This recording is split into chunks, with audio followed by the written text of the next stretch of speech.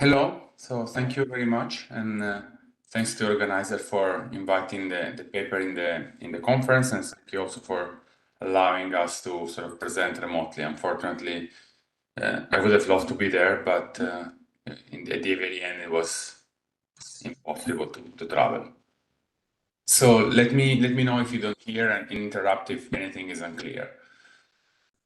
So I'm gonna present sort of some work done for the one of the analytical chapter of the latest World Economic Outlook, which had been released in a couple of weeks ago. And this is joint work with several colleagues, which are listed in here.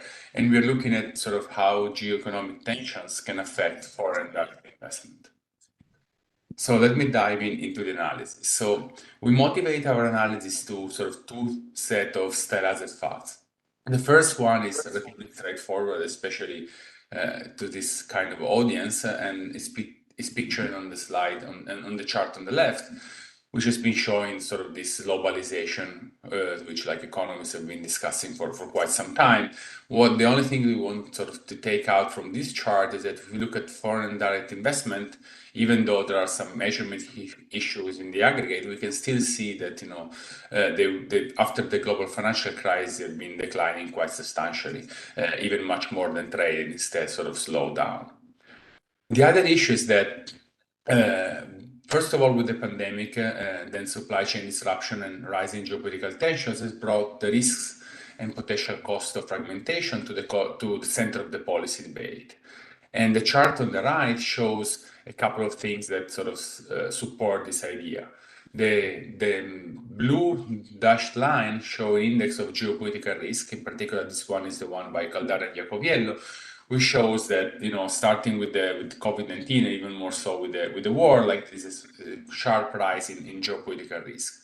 At the same time, there is an interest in reshoring and friendshoring, both from sort of the corporate side and firms, but also from policymakers. If you think about what Janet Yellen has said like last year in 2022 about the need for US corporates to reshore and friendshore investment to trusted allies, similar declaration done by EU leaders, and even more recently again Janet Yellen.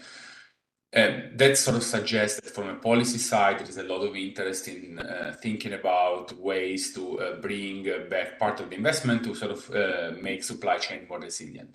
On the other hand, if we look at the firm side, we can also see an interest by companies in reshoring and friendshoring. And this is what has been shown by the red line on the chart on the right, which basically it's a count measure computed using earning calls data, in which we look at how frequent it is for companies to mention reshoring, friendshoring, and onshoring. And you can see again, this has been increasing more or less around the US-China trade war, but then it has spiked even more like during COVID, and even more so with the Russian invasion of Ukraine.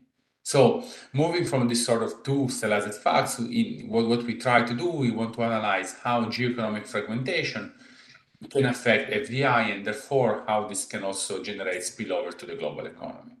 So while we zoom in on FDI, clearly there is a large literature already and a growing literature that looks at fragmentation and trade and the effects of trade fragmentation on the economy. There's other papers, and actually their colleagues at the fund was looking at sort of non-FDI flows, therefore like the potential effect of fragmentation in cross-border bank lending and portfolio flows. Here we zoom in on FDI flows for three main reasons. The first of all is FDI. At least there is an association in the aggregate data between FDI inflows and GDP growth, especially in emerging markets, and the usual challenge is technology diffusion. And this is shown in the chart on the left. The chart on the right tells you also that FDI is relatively important as a source of capital stock in recipient economies. You can see that on average, FDI account for about like 12% of the stock of capital, with sort of variation across countries, but this sort of importance of FDI is common across different regions. And the final point, because we think that looking at FDI is important, is that if we look at firms which at least are planning or thinking about reshoring and friendshoring, and again, we look at firms which mention reshoring and friendshoring in earning calls, and then we look at those firm characteristics, we see that those firms tend to be larger, more knowledge intensive, and more profitable, as is shown in the chart in the middle. This suggests that if in a fragmentation scenario, if those firms were the one leaving destination economies, then the effects on host countries would be much larger because exactly this the characteristic of those firms. So what we try to answer, which are the questions we want to answer in the paper? First of all, we want to see like if there are already signs of fragmentation in FDI flows. Then we want to sort of go one step further and try to see if geopolitical factor, geopolitical tension are actually one key element behind any recent trend in FDI flows. And then we try to build a measure to measure which countries are actually more vulnerable and exposed to reshoring and friendshoring. And in the final part of the paper, we do two things. First of all, we want to try to quantify the effect of the relocation of FDI. And first of all, we look at, again, at the literature on spillover in FDI to try to provide some more evidence. And finally, we use a model to estimate the economic cost of fragmentation and also try to understand how these costs are distributed across countries and regions in the world. So let me look at the first part, which are sort of some relevant facts of what has been happening on foreign direct investment.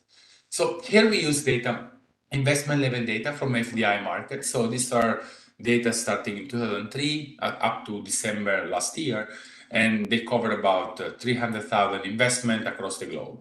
So here what we do, we look at count investment and we look at FDI in specific sectors. For instance, the chart on the left look at FDI in strategic sectors. And we simply zoom in on specific regions. So FDI going to Asia, splitting China and the rest of Asia, which are the red lines. And then we look at the FDI going to the US or to Europe.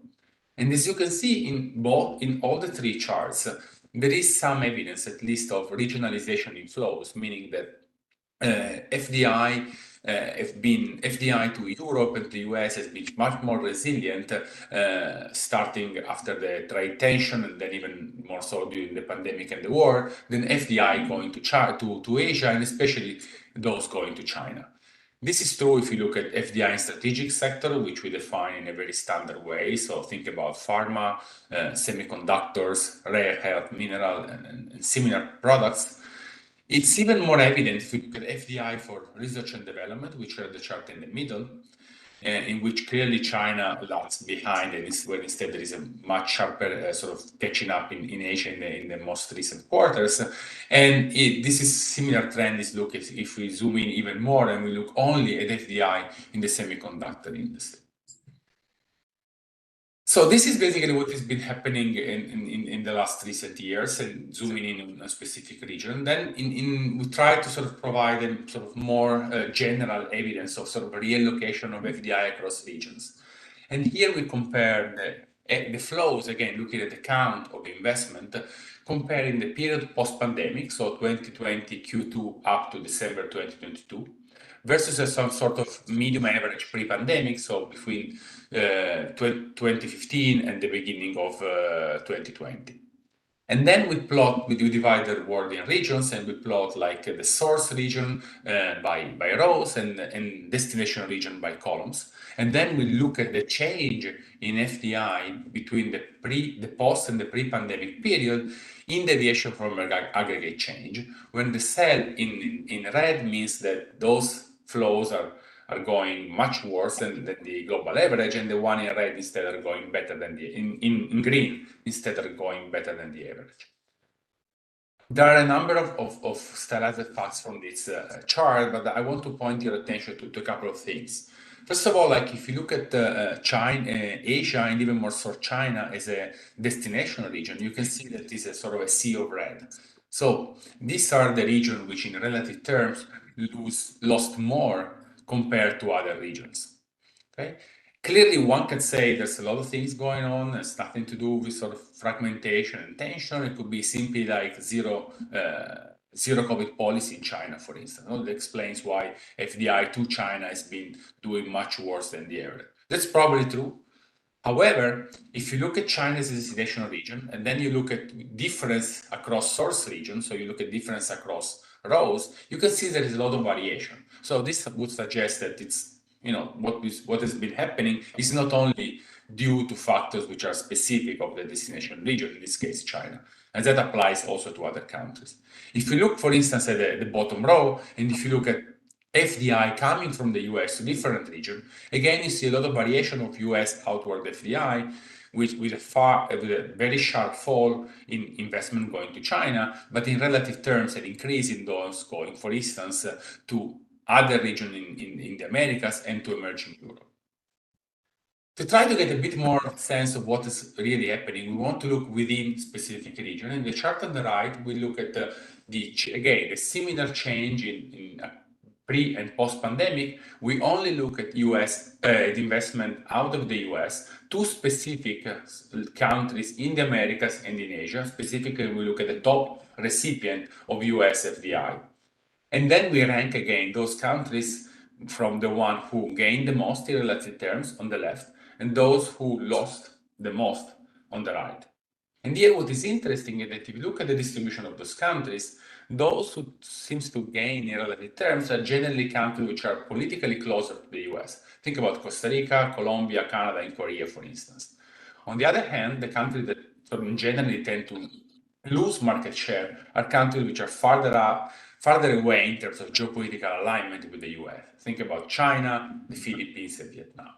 So this would suggest that some elements of geopolitics could be behind this sort of trend that we have seen in different sort of regionalization or clustering of FDI flows. So then in the next step, we look at more closely at the role of geopolitical alignment. So let me go back quickly again on the kind of data that we have. I already mentioned you have this investment level information of about 300,000 FDI since 2003. This comes from FDI market database from Financial Times. And we have some information also the kind of investment, which allow us to look at sort of specific sectors, for instance, and clearly look at source and destination country. Then the key point for us is measuring sort of geopolitical alignment between country pairs. The way we do that is using a sort of voting pattern at the United Nations General Assembly. And we use one specific measure in all the results that I'm going to show to you, which is the ideal point distance proposed by Bailey and others, which is widely used not only in economics, but even more so in political science and related literature. We do a lot of robustness with several other measures, and the results go through. Then, so we use data, as I mentioned, from text mining of earning calls to define strategic sectors. And then we have a standard bilateral, standard gravity measure coming from the CIP bilateral dataset. So, what's the role of geopolitical alignment in driving FDI flows? Here we show a couple of, again, descriptive part, and then we show results from a gravity. So the chart on the left clearly shows the geopolitical distance matter in the allocation of FDI. So what we plot here in the blue line is the share of FDI taking place between countries paired which are geopolitically very close. So in practice, what we do, we look for each country at the geopolitical distance vis-a-vis the US. Then we rank countries for those very close to the US up to those very far from the US. And then we divide those countries in quintiles. And then we compute the FDI that goes, the FDI flows between countries which are among themselves very, very close, meaning FDI going to countries which are very close to the US, FDI among countries which are very far from the US, and so on and so forth. In practice, we basically have this distinction of countries into quintiles. We have source and destination. We sum the FDI in the main diagonal, and these are basically the share of total FDI. Given that we divide everything in quintile, if geopolitical distance were not to matter at all, it would be totally random, then that share should be 20%. The chart on the left shows you the share is about 40% at the beginning of the period, and what is more interesting and important is that share has been increasing over time up to 52% by 2021. That suggests that geopolitical distance has a sort of important role in trying to explaining the allocation of FDI. If we do the same exercise with geographical distance, which we find that the role of geographical distance, which is the red line, is much less important than that of geopolitical distance. The chart on the right simply tries to explain what is behind the acceleration in the role of geopolitical distance in explaining FDI allocation. And then we split FDI between strategic FDI and other FDI. And then we simply plot the growth rate, so we normalize the series to be 1 at the beginning of the period. And what you can see is that the sharp increase that we observe in the blue line on the left is driven most entirely by strategic FDI. So this again could be driven by a lot of other things. It's purely descriptive. We can pick up a lot of other factors. So to try to sort of tease out the effect of geopolitical distance, we estimate a very standard gravity model, which is shown in the equation on the right, in which FDI between country pairs like source S and destination country D in a given period, generally we work with yearly data T, is a function of what? Of our measure of geopolitical distance between source and destination, which we lag by 1 year, a set of fixed effect, which is source time year and destination time year fixed effects, which absorb any sort of like push and pull factor which could drive FDI. And then we control for a standard set of characteristics which varies across country pair. And those are generally like geographical distance, common culture and language and history and so on and so forth. So we run this sort of very standard gravity model, and we get the results which are plotted for simplicity on the left. Our baseline results show that there is a negative association between this ideal point distance and the FDI inflows. And the idea here is that if we move from the first to the third quartile of ideal point distance, which is basically like moving from, let's say, the distance between France and UK and the distance between France and India, we see that FDI goes down by about 17%. We also show that this effect is generally much larger. This correlation is much larger when we look at FDI going to emerging market and developing economies. It changes over time, and what is more important is that it becomes larger in the last 4 years compared to what it was in the period post-global financial crisis. And also this correlation is larger if we look at the strategic FDI compared to when we look at other non-strategic FDI. Then we have a lot of robustness we can discuss later on in the discussion. 5 minutes left. Yes. So we do like 2 more things. So one is like trying to have a sense of what is the exposure of countries to the potential reshoring. And so we constructed a multidimensional index of vulnerability to relocation. So here, the intuition is that we have 3 dimensions. One is the geopolitical dimension, and the idea is that countries which has a lot of FDI coming from economies which are farther away in terms of geopolitical distance would be more vulnerable to reshoring. Then you have a dimension of market power, which suggests that economies which have a lot of FDIs, instinctively which they have a lot of market power, meaning they're top exporters, will be sort of somewhat insulated because it will be much more difficult for multinational to relocate in other countries. And finally, there is a strategic component, and the idea is that if there is a lot of FDIs in a country in strategic component, those countries will be particularly vulnerable to relocation because there will be a lot of pressure from source economies, meaning policymakers and companies, to relocate and bring back those investments. So we have this 3 dimension. Let me skip on how we do that. We can come back. The bottom line is shown on the chart on the right here. That basically we can construct this index which varies between 0 and 1.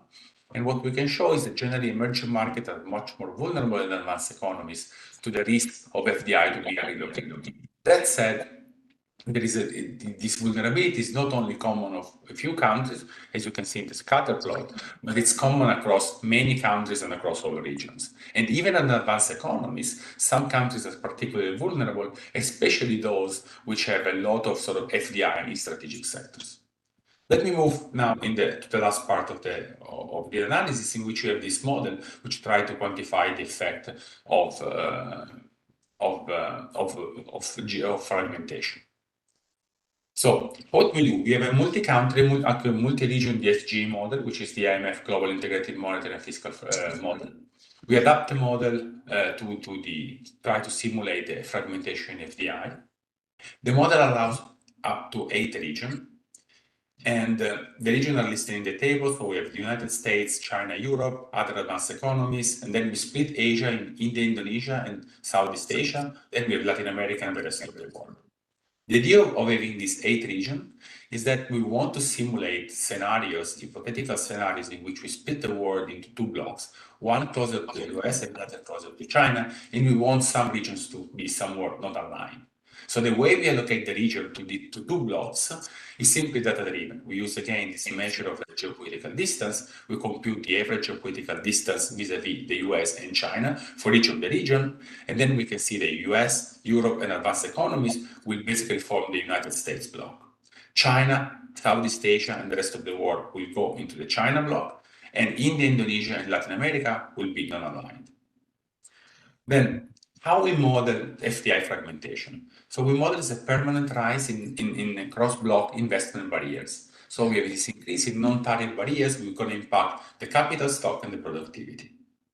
So the first layer effect is an effect that goes through investment. And so we simulate a sort of higher non-tariff barriers across opposing blocks, meaning that sort of they mimic a 50% reduction on the input investment goods from the opposing block members.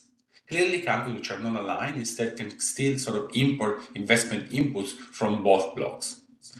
This in a situation in which there is full certainty. The point is that, and we will try to model that, there's a lot of uncertainty about future alignment choices of countries and regions that try to stay non-aligned.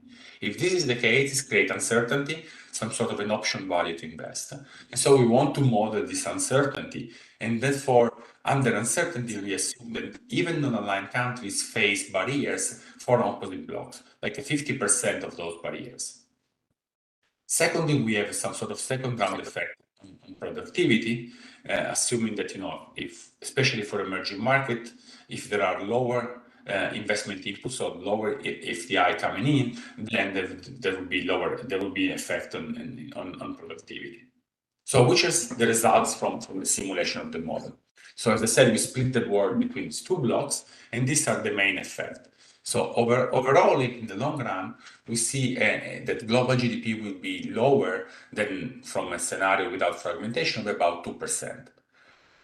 Most of the effect comes from lower investment, a little bit comes from the productivity losses. This 2% is unequally distributed across regions. The China bloc being affected the most, and the reason is that there's a lot of pre-existing linkages with the opposite bloc. So if we sever those linkages, that bloc, those regions will be affected the most because they will not receive FDI inflows. On the other hand, the US bloc is affected the less for exactly the same region because they can still get a lot of investment from within the bloc. The non-aligned region, in a scenario in which there is full certainty, so they can still import from both sides, are basically non-affected. The only negative effect is some sort of general equilibrium negative effect. That said, we can also show that if you have a higher substitution, they can also sort of benefit from investment diversion, is shown in the chart on the left, meaning they can benefit from some of the investment which are relocated from one block and they have to go somewhere and they can go to the either Indian region or that said, if we allow for the presence of uncertainty, meaning that then the non-aligned will face barriers with opposing blocks, then the effect of uncertainty trumps everything else, and those countries will also have negative effect on global GDP in the long term. Then we do several other exercises to see what happens to this region when they join different blocks. Bottom line is that we're better off joining the US bloc and the China bloc, again, because of the pre-existing linkages.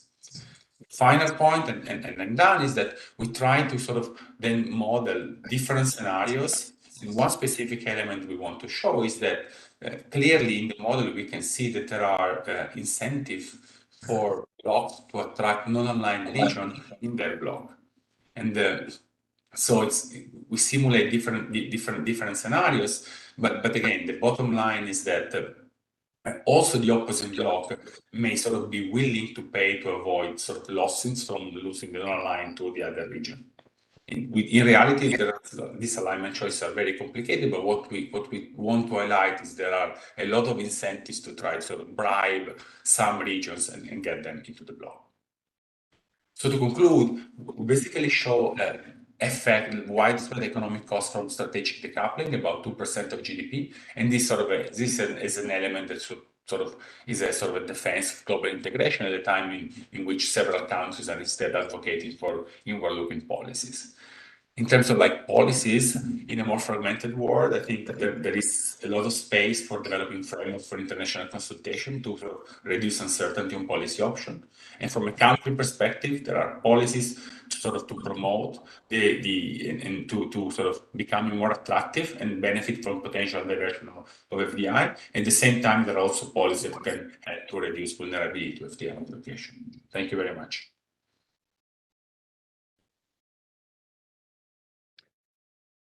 Thank you very much. So we'll open the floor for open discussion now. Yes, thank you very much. Very interesting presentation. I have a question, maybe a half comment. The question is about the data. So FDI is numbers usually, right, of FDI. Do you confirm that these results are interesting, that you should are robust when you try to use also the estimate dollars values? Yes, and so yeah. The half comment is finished. And the half comment is on the last part. It seems like a little bit of a naive Washington view, like to see the world in these blocks that move around. And so I was wondering whether in the model you could also consider the trade tensions, right? So you have FDI movement, but you also have a trade war going on. So that would be an element that should be probably taken into account. Yeah, so on the first point, yes, I mean, we use count data simply because the dollar value are often estimated, so we don't trust them that much. That said, if you use those results, go through actually in the gravity, some of the results are even better, meaning we can have country pair fixed effect and we still have good results. So, but again, I think I would trust more like count data compared to dollar values. On the modeling part, I didn't have the time to explain everything. Yes, in the baseline, we simply split the world into two, like the US block and the China block. We have sort of scenarios a little bit more complex, in which at least we'll have a tripolar world, in which sort of separate out Europe from the US, for instance, and try to see what happens in that scenario. On the fact of like looking at trade, I think our point here was we try to get it as much as we can close to the idea of only sort of zooming in on one channel, which is FDI. The point is that for the way in which the model is built, we're going to capture something else, and we not only capture FDI. I agree with you that would be best to sort of have a model which allows us to look at the complexity of different channels and especially how they interact, because at least the thing that I've read, most of the literature look at sort of the effect of trade fragmentation. It's not clear then, how sort of you have trade fragmentation, you have capital flows, you have FDI, how all these channels interplay. It's not super clear. But so far, I haven't seen like something that is able to sort of put everything together. Thank you. Stuart? Well, thank you so much for the presentation. A couple of sort of related points and questions. The first bit is, by nature, your data is limited, as I understand it, to greenfield flows of FDI. So for people who aren't FDI experts, that's just to put in context that that's a minority of overall FDI flows, which also have sort of brownfield and reinvestment. But also there's sort of bigger questions around sort of FDI shocks, in the event of a shock. So I wondered if you had any thoughts around what would happen to FDI stocks and other types of flows in the event of a shock. And the other sort of point I wanted to raise was, I think slide 8, you were talking about FDI to Western countries versus Asia and that shift.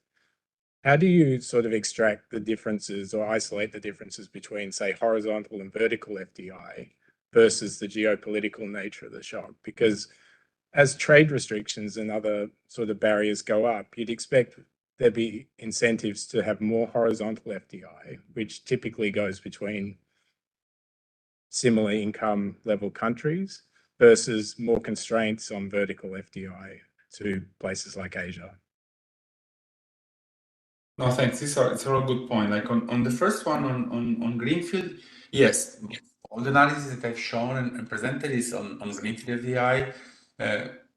All the part, like I say, all the part on geopolitical tension, the geopolitical distance and FDI flows go through. We have like M&A's data, so if you do the same exercise on brownfield, we find very similar results. The downside is that we don't have data up to we actually missed the last 2 or 3 years, so we don't show. But we are working on a sort of a more academic paper in which sort of put together brownfield and greenfield and the results go through. Like your second point is on divestment. I think that's a very important issue, meaning ideally what I would have loved to do is like having some measure of FDI stock and see what's happening and actually looking for evidence of divestment. The point is that as far as I know, there's no this kind of information yet. So in the descriptive part, like that sort of the reduction in the number of new investment is taken by us as a proxy of divestment, which is like clearly not ideal. In the model, at some point, we thought about looking at sort of, because we can construct this stock of capital coming, if you accumulate this FDI, we can have a stock of capital from different source countries, and then we can sort of simulate some sort of divestment shock on those capital stock. So that was one route we took at the very beginning, but then we went one other direction. Maybe it would be worthwhile to go back to that.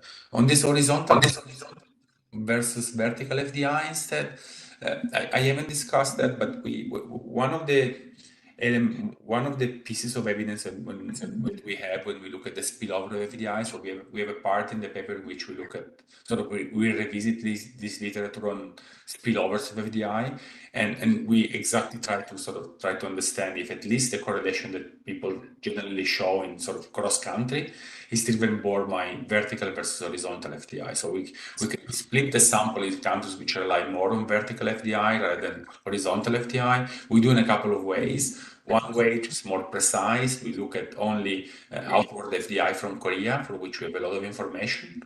And then under the assumption that sort of the global FDI mimics the Korean sort of pattern, then we can split. In another way, we look at Orbis data. We have a sort of better coverage, but we have a less precise measure. And then bottom line, we find that sort of at least the correlation between FDI and growth is driven by vertical FDI. And we use this kind of result as a way that if we think about, again, as you were saying, of reshoring and friendshoring, this kind of policies tend to target more sort of vertical FDI. So that's another argument for which we think that if you go in a fragmentation scenario, then we should have like output losses for host economies. Thank you.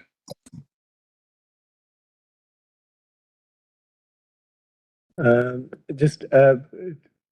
think it's a very interesting paper. Just 3 quick points. One is when you look at the actual flows of FDI, especially into East Asia, you saw a big spike after about 2018, 2019, and then a significant decline. So how much of this is driven by, bilateral COVID or country-specific dimensions, and how much because of the trade thing? I think disentangling that is what I think induced Amit to stop his trade work in 2019.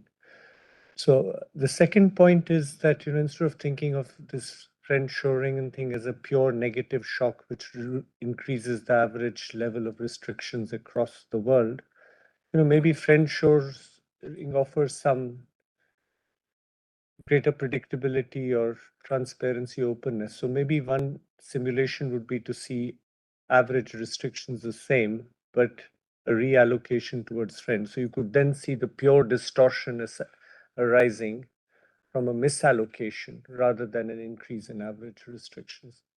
And the final point is that, we did some work looking at the trade dimension. And, I think some simulations done by your colleagues in the fund and the bank assume this partitioning of the world into trade blocks, but it's not, it's not a subgame perfect equilibrium. It's not, countries do not have an incentive to do that.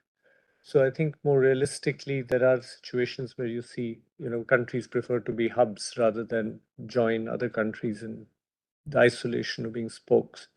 So I think thinking of what kind of blocks are likely to endogenously emerge when two big countries fall apart, I think might be also interesting.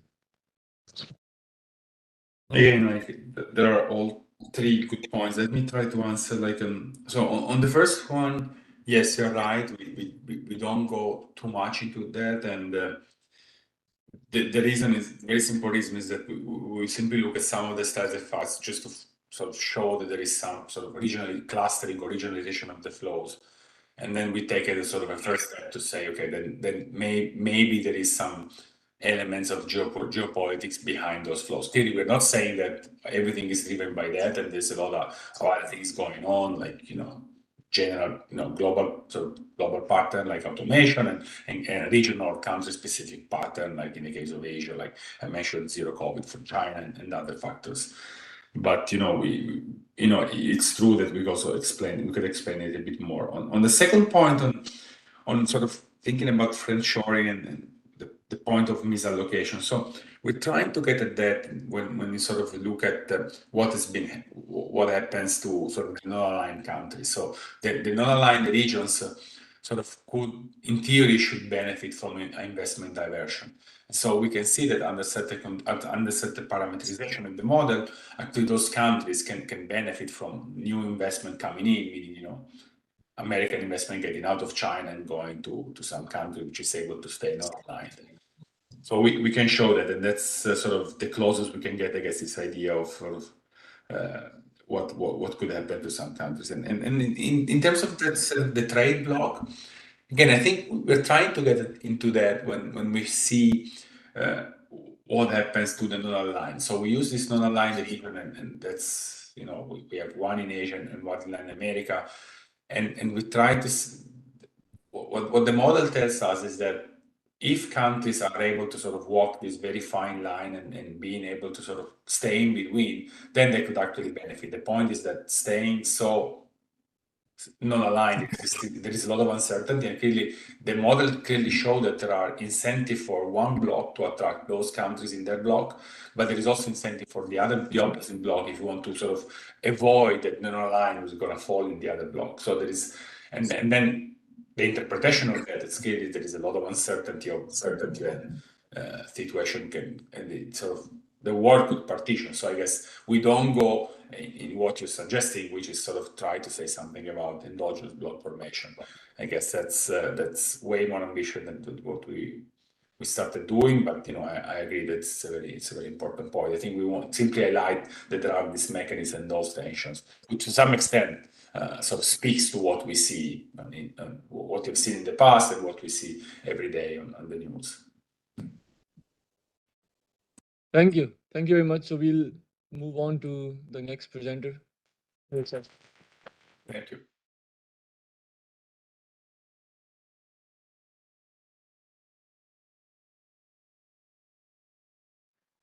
Well, thank you very much again for the invitation. It's a pleasure to be here. The work I'm going to present is joint work with Fernando Bronner, Tatiana Didier, who is also at the bank here in Malaysia, and Gets von Peter from the BIS. And it's work on bilateral international investments, and we are looking at the issue of how big is the South or emerging economies in these international financial positions.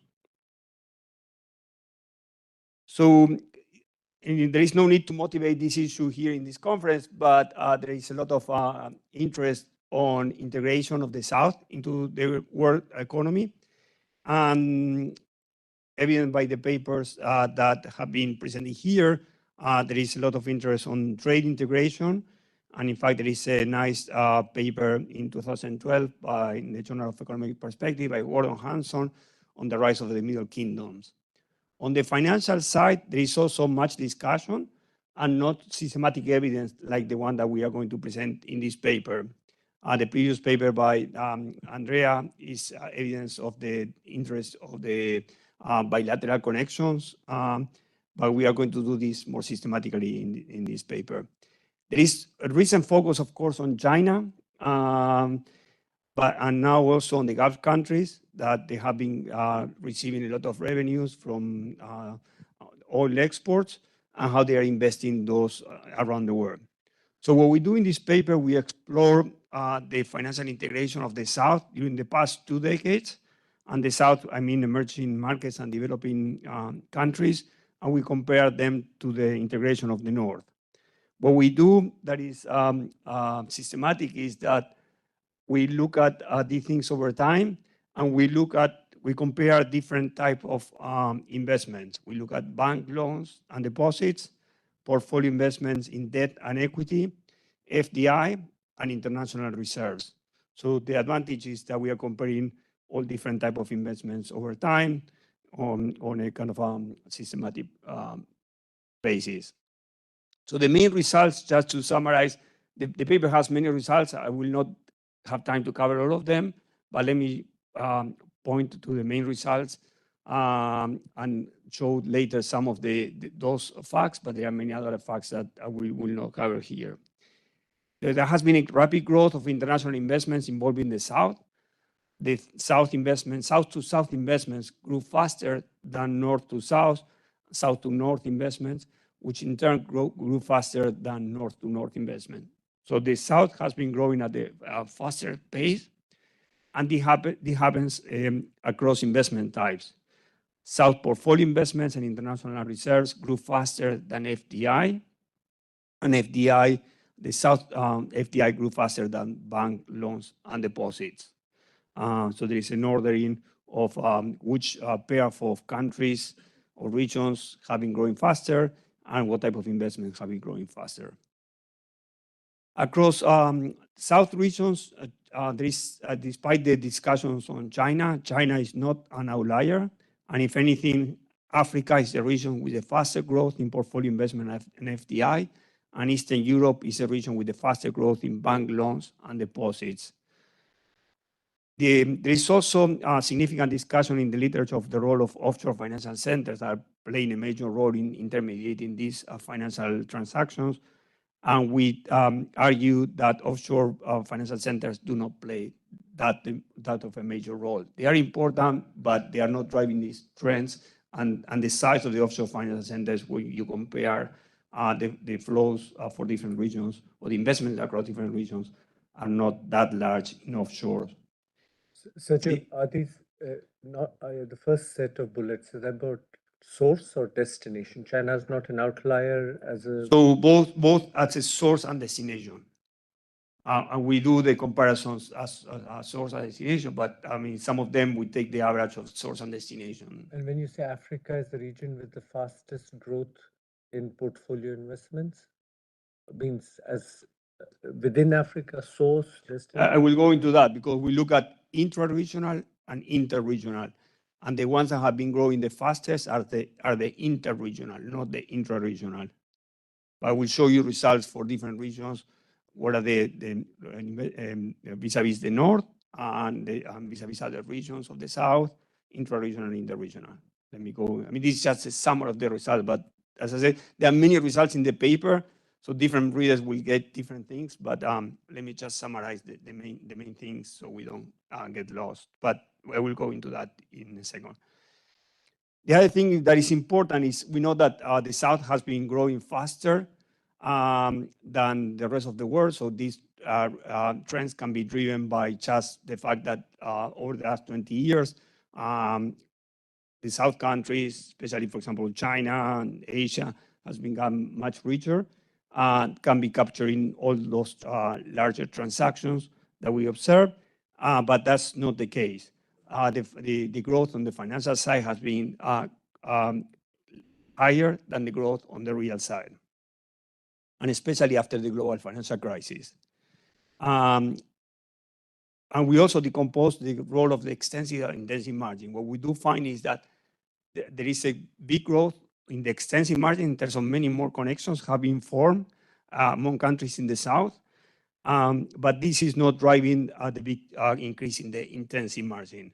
The big increase in the intensive margin were from the previous connections that grew a lot, and the extensive margin, the new connections that have been formed, capture a fraction of it. And I will go into those results later. So in terms of how that fits to the literature, there is a lot of analysis on gross stocks of our international investment positions. There are several papers on that. That takes the gross stocks of international investment positions for each country vis-a-vis the rest of the world, but not the bilateral ones. There are studies on bilateral investment that are typically focused on single investment types, like the one that Andrea presented today. They focus on FDI. There are many others that look at different aspects of different investment positions, but they don't compare across investment positions. So that's kind of our advantage, is that we can then look at this disaggregated data and compare all of those. In terms of which data we use the international investments as reported by residency, not nationality. North, we define North as according to the BIS annual report, which are the United States, Western Europe, Australia, Canada, Japan, New Zealand, and plus other jurisdictions. All the rest are the South. So that's kind of the definition that we adopt in the paper. We exclude offshore financial centers from most of the analysis, and offshore financial centers are defined by the IMF report. We look at, as I said, the 4 out of the 5 functional categories of balance of payment. We don't look at derivatives, but then we look at all the other components of the balance of payments. And the objective is to construct a bilateral version of the External Wealth of Nations database that is widely used by Lena Milesi Ferretti.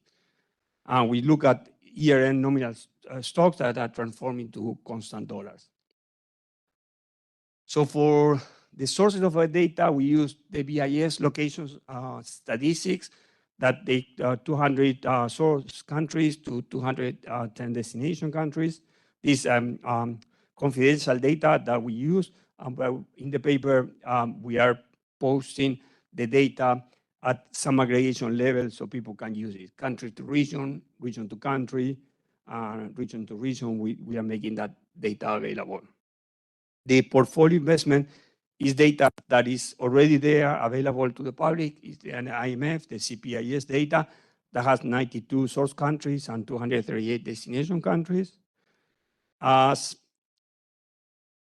FDI, we don't use FDI markets as it was used in the previous paper. We use, because those are announcements, we look at the actual investment positions.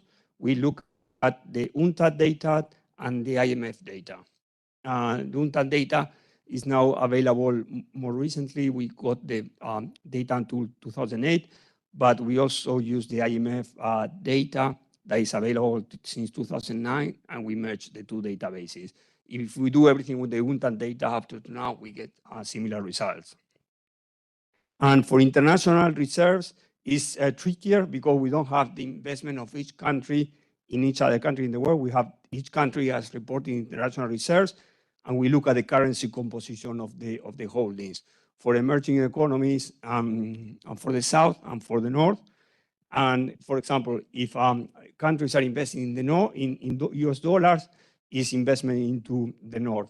But if they are investing in other currencies, that basically RMB, renminbi, those are investments of reserves in the South. That's how we compute the reserves.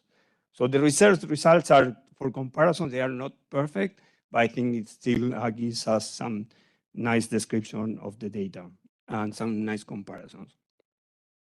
So as I was mentioning, if we compare our data, which is the solid lines, with this bilateral data, with the aggregate data, that is, for example, bank loans and deposits that each country reports vis-a-vis the rest of the world. This is not bilateral data.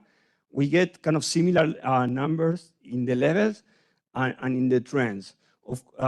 We have a lower numbers for bank loans and deposits because not all countries are reporting. So we might have some missing values there relative to when the report vis-a-vis all countries in the world. So the bilateral data has a little bit less coverage, but the pattern over time is similar. For portfolio, FDI, and international reserves, we get very similar numbers. So we can get the aggregate numbers, from the disaggregated data. And now that we are sure that we can replicate the aggregate numbers, then we can take a look at the disaggregated data.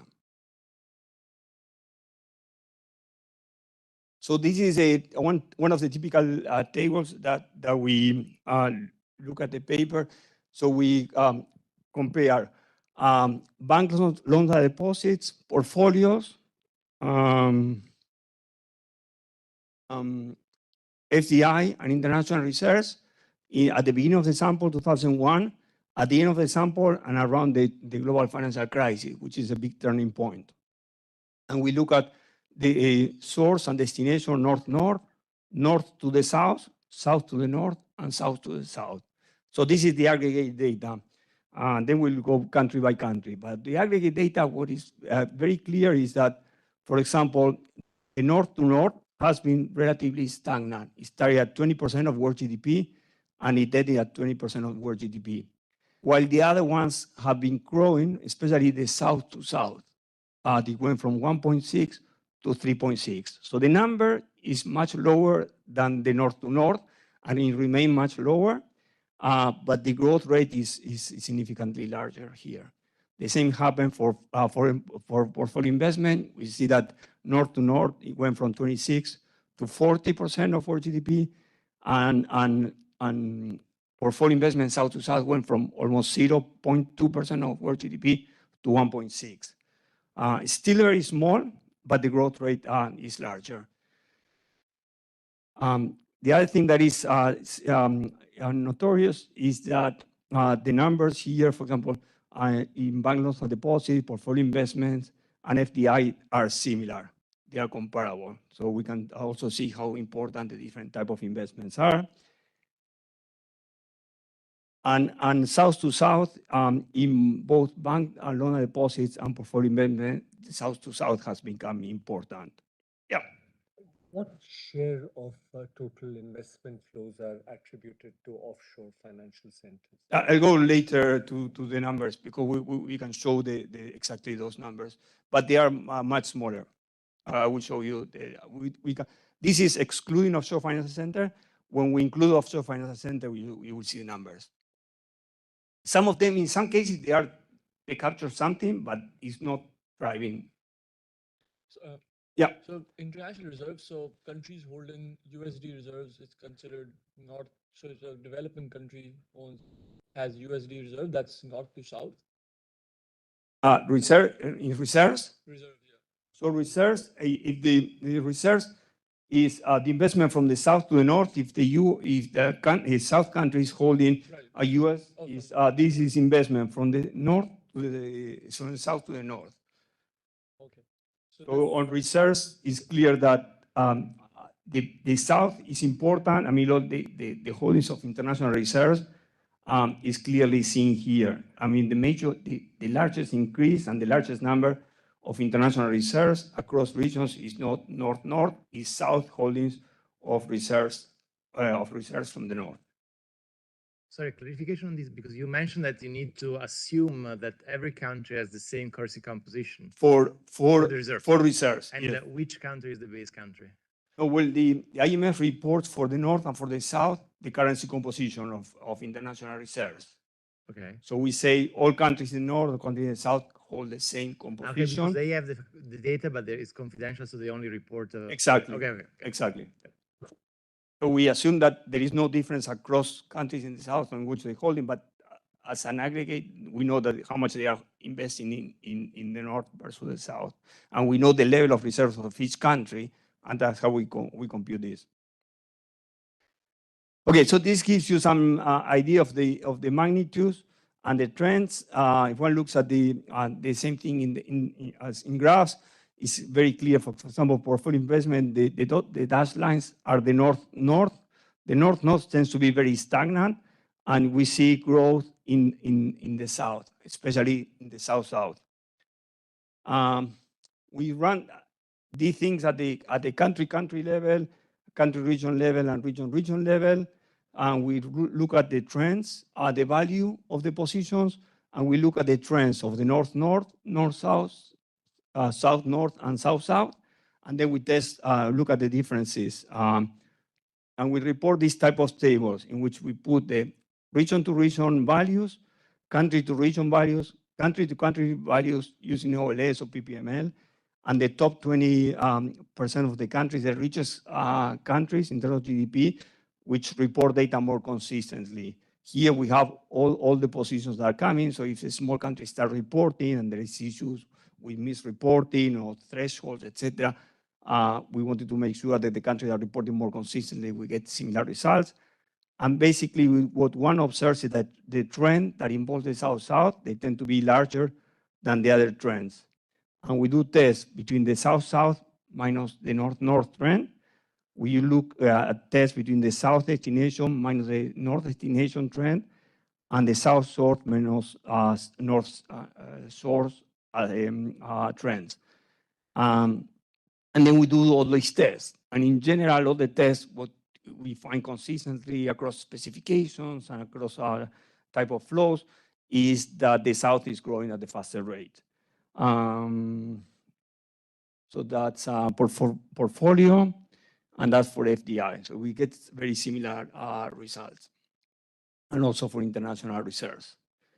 So going to the different type of regional differences that we see, arguing that China is not unique. We divide China, Asia excluding China, Africa, Eastern Europe and Central Asia, Latin America, Middle East. And we calculate all these numbers with these partitions.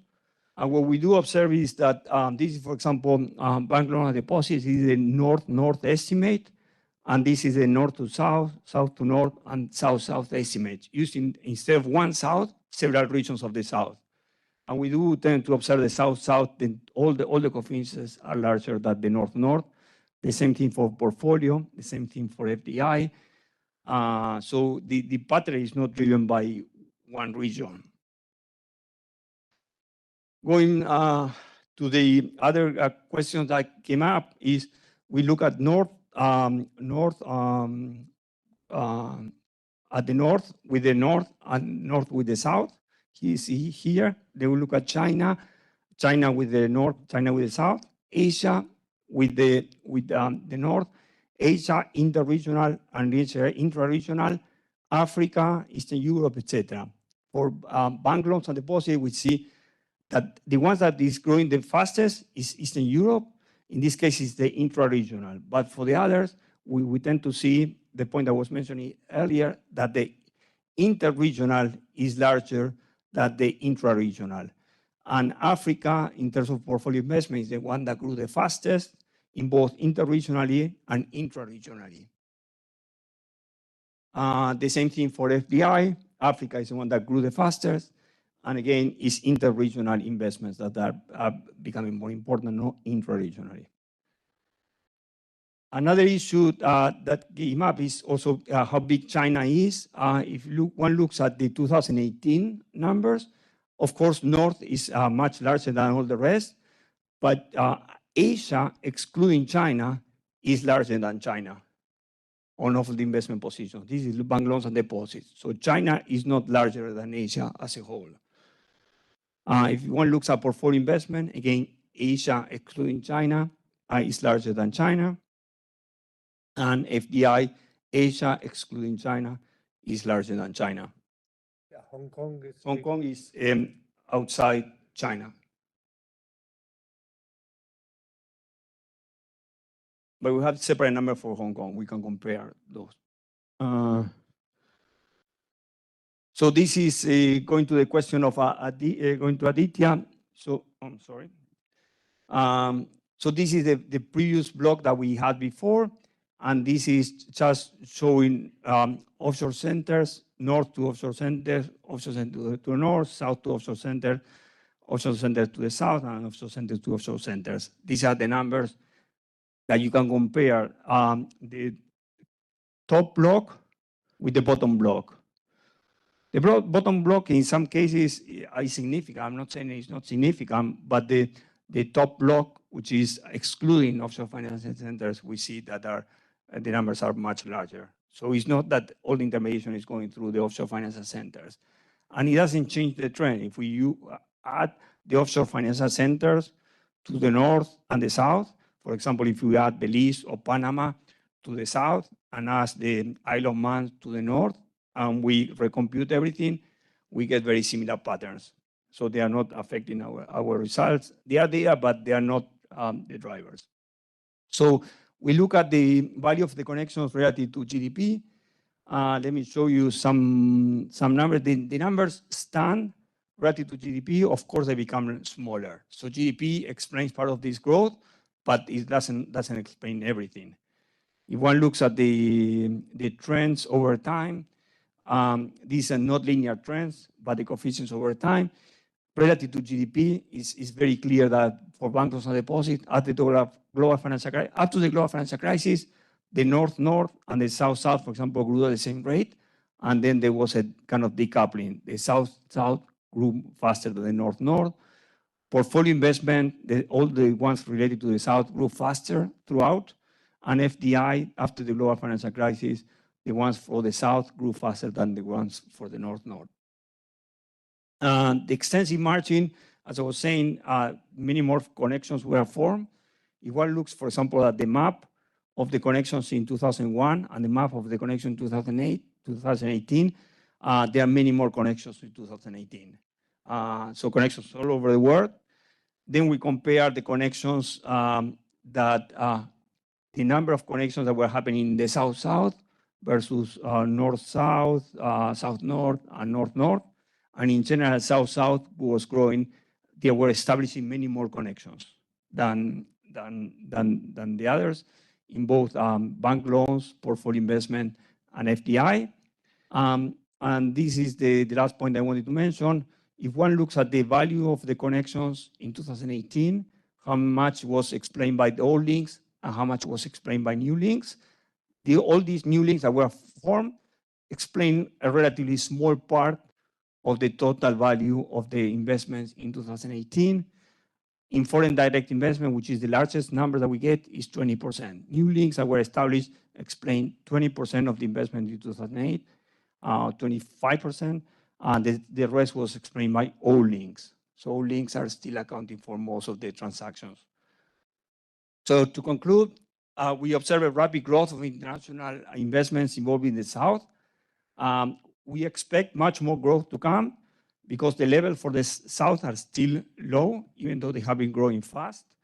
The extensive margin, also that all these connections that were formed can generate growth in the intensive margin in the years to come. And South countries are also growing richer. The fact that South countries are growing richer, for example, the case I was mentioning earlier about the Gulf countries receiving a lot of revenue from all the exports, they are recirculating that investment into investment in other regions of the world. Before they were invested a lot in US treasuries. Now they are investing in other countries in the Middle East, Asia, etc. That's at least what the anecdotal evidence suggests. But that's it for the paper, and thank you very much.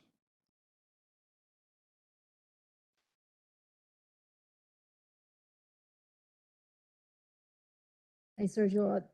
Really intuitive conclusion. Thank you very much. I have a question. I have two questions, actually. One is, I wonder if you could go over a bit more in terms of how you treat regional and global financial centers. Specifically, when I think about this, if this is locational data that you're looking at, so flows into places like Hong Kong or Luxembourg might not necessarily have a final destination into Hong Kong or Luxembourg. It might be through Hong Kong to elsewhere, into out of China, into Japan, and vice versa. So that's one. How do you guys treat that? And the second thing is, second question is, do you mind just going over the intuition behind the rise in the number of linkages in 2018? It seems to be quite dramatic. So what's behind that? It's, you know, I get that as countries get richer, these flows increase, but there's something seems to be unique about the period of 2018. So if you could just go over that, that'd be great. Well, I mean, the issue of Hong Kong, I know it's important. We didn't want to take a stand on it. So we did is that we took the IMF, what the IMF called the offshore financial center, and we stuck to that definition of offshore financial center. And this is the list of offshore financial centers as a Turks and Caicos that's there, but these are the other ones that are listed by the IMF. I mean, it's true that the ones from Asia, for example, Hong Kong into China might be important. I'm not saying it's not important, it is important, but one looks, for example, at the inter-regional investments in China are even sometimes more important than the intra-regional investments. So to the extent that these patterns are driven by, I mean, Hong Kong investment into China, etc., we wouldn't find anything on inter-regional investments, and we find that the inter-regional is really important. So it's not driven by those type of investments that one has in mind. Regarding the growth of the extensive margin, we picked 2018 as an illustration, but we observe it over time that the number of connections have been growing, and they have been growing. I mean, it's just, you see the proliferation of investments, portfolio investment, FDI, banking, Brazilian banks making loans in the region or outside, Chinese banks making loans everywhere, and the same thing for FDI, same thing for portfolio investment. So you tend to see that in the data. I mean, it's just that they are diversifying more. It seems that before it was more kind of the north to north, and it was more, for example, South investments of people rich in Latin America putting the money in Miami or petrodollars in New York, etc. Now the petrodollars are going other places. Money is not going just to the US, it's going to other places from the South, etc. So you see much more diversification, and that's what we observe. Still, in terms of the quantitative number is there, but it's not driving all the results, but there are many more investments than before. That's what the data says.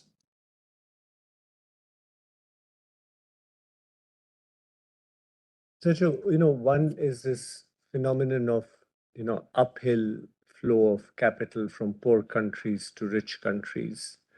And the other is where this is illusory because a lot of intermediation happens in rich countries. And so over time, whether it's through deposits or through investment or through reserves, you said we are seeing diversification.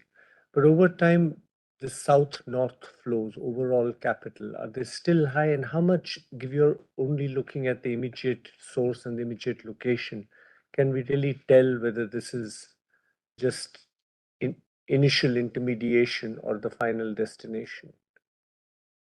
We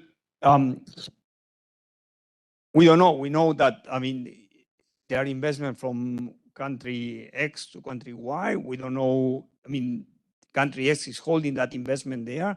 Whether that money then goes to somewhere else, we don't know. I mean, that's impossible. We just see the bank loan from China to an African country or to a Latin American country, or a Brazilian bank to any other country, or an FDI or a portfolio investment. That we know that is there on the books, but we don't know whether that money then goes somewhere else. We don't. That's impossible to know. What about this? In FDI, you can look at ultimate beneficial owner rather than just the location from where it originated. Well, we know what the location is, where it's originated and the destination. We know the source and the destination as reported. But the idea of looking at who ultimately is the owner, like supposing there is this Japan, that it comes from Hong Kong, but are you able to see who the ultimate beneficial owner, like in companies, you have this? No, what we see from Hong Kong, we see the Hong Kong investments into other countries in the world. We see it. So whether the owner of the money is from, yeah. On this point, I think there's some careful work being done by Matteo Maggioro and Jesse Schrager, one of my former colleagues, doing exactly this tracing of the bond issuances to the ultimate owner. And you may want to supplement it. They've posted all their data on their capital allocation website. Yeah. And it's designed exactly to disintermediate the issuances of bonds. to get exactly at this question that you're. Yeah, the question is whether you can do it. In that case, we can do more careful work for bonds. The question is then you start comparing how you compare that with FDI or equity investments or bank loans. I mean, Yeah, so you can't do it for everything, essentially, but. well, I mean, yeah. no, it's true that, I mean, for everything we can do much more. That's we wanted to get some simple benchmark. If we look at standard definition of investment for country A to country B, what do we get and how it compares across different type of investments? And that's what we get in this paper. But yes, more could be done to look at those issues. Ultimate donors, I mean, all those things are important, and there are people doing work on that. I have two comments. Yep. One is on Jesse's work. We looked into that. It's really useful. It's really good. I think it. Yeah, no, I agree. I mean, I like it a lot. It works for large issuers, so U.S., UK, that have a sizable Chinese firms that have sizable presence in terms of international capital market. So for some of the smaller economies, doesn't make much of a difference. But I think it's useful. The second, back to Aditya's point in terms of FDI, I think there is a sort of a back of the envelope way that you can account for the possibility of FDI round tripping.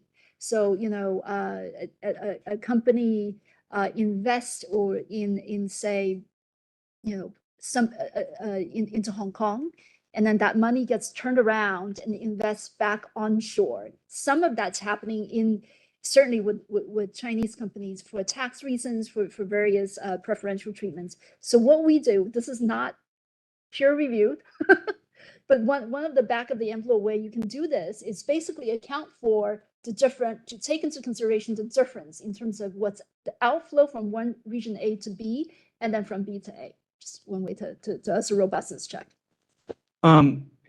Yes, I agree, but I mean, like you can also look at the things, how much is intra-regional versus inter-regional in Asia, and we can, from this data, if it is round tripping, you would observe it, because you can see Hong Kong to China, China, Hong Kong. That we observe, and we know how big is Hong Kong relative to others. So if everything is round tripping, like Hong Kong to China, that type of story, that I mean, I believe it, that some of it is going on, but we are saying it's not the bulk of the numbers, because we are observing a lot of, for example, inter-regional investments. So I mean, I think that in all these investment articles, press articles, etc. I mean, there is a lot of talk, but there is not much evidence. And what we're trying to provide is the evidence of how big the numbers are. And we are not saying that those stories are not true, but we are putting some magnitude of how big they could be, and then how big the other things are, and then comparing them. And that's kind of what we're trying to say. That, I mean, there is a lot of talk about offshore financial centers. We look at them, you compare, they are large, but they are not driving the results. And so that's what I'm trying to document what is going on, or what the data tells.